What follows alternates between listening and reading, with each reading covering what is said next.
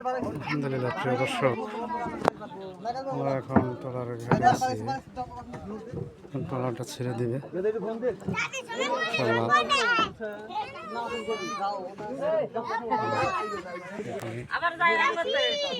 ছেড়ে দিবে।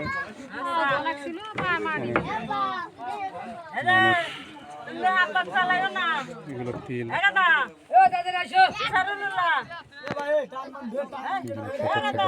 তিল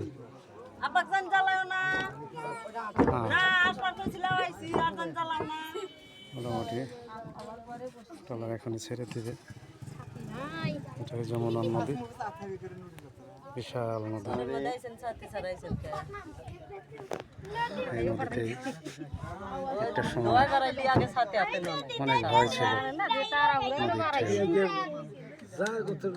সেসব নদী এখন সব চরে পরিণত হয়ে যাচ্ছে। অনেক চর এখানে, এই চরে মানুষ বসবাস করে সুখ দুঃখ নিয়ে। সেই পর্যন্ত আল্লাহ হাফেজ।